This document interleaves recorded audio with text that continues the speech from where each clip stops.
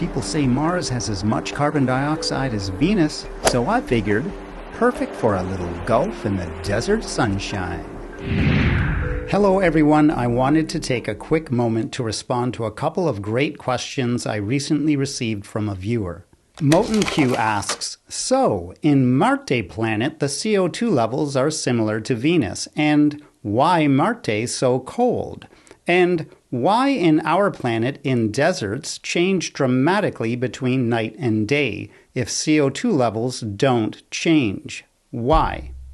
For those who might not know, Marte is the word for Mars in Spanish, Italian, and Portuguese. So Moten Q asks two good scientifically based questions, and the answers to them are actually quite illuminating, and both questions relate, to very different degrees, to the role that water vapor plays in the greenhouse effect.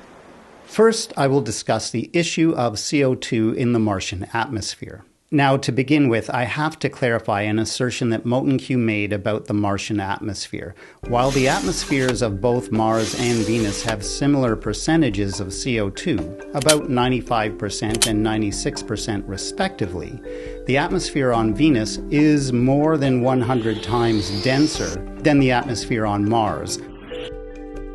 So Venus actually has more than 100 times the CO2 in its atmosphere than Mars. The Martian atmosphere contains about 17 times more CO2 than Earth's atmosphere in absolute terms. Yet Mars is much colder than Earth for three main reasons. Mars is much further from the Sun. Its atmosphere is extremely thin, and it has very little water vapor in its atmosphere. So Mars is further from the Sun than Earth, and this is a big problem because thermal energy drops exponentially with distance from the radiating source. Planets are cooler as they get farther from the Sun because solar radiation becomes less dense over distance, a principle known as the inverse square law. As sunlight travels away from the Sun, it spreads out over a larger area, meaning that the same amount of energy is distributed over more space. Therefore, a planet that is twice as far from the Sun will receive only 1/4 the solar radiation.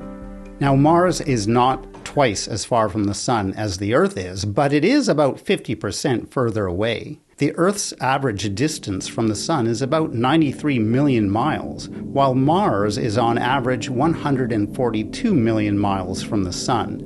That means that Mars only receives about 43 to 44% of the solar radiation that Earth receives. As I mentioned, the Martian atmosphere is extremely thin. In fact, Mars only has about 1% of Earth's atmospheric pressure. Moreover, that really thin atmosphere lacks significant amounts of water vapor.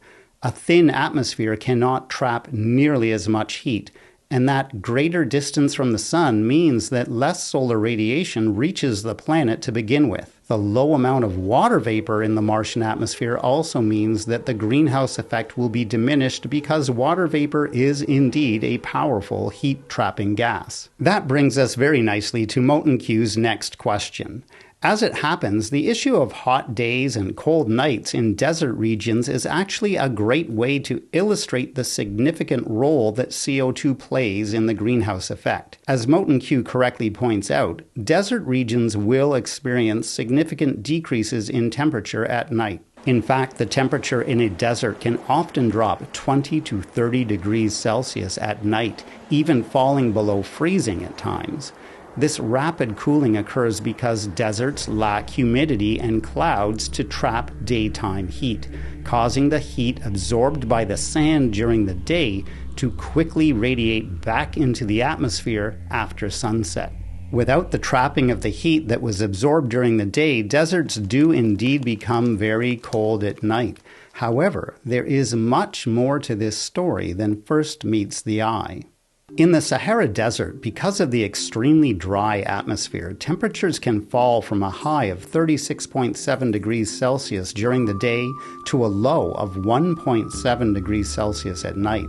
That's a 35 degrees Celsius difference. Pretty dramatic, right?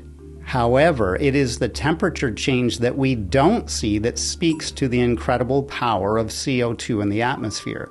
You see, if it weren't for CO2 and other trace amounts of incredibly powerful heat-trapping gases, such as methane, in the Earth's atmosphere, the temperature of the Earth would drop as low as negative 180 degrees Celsius at night.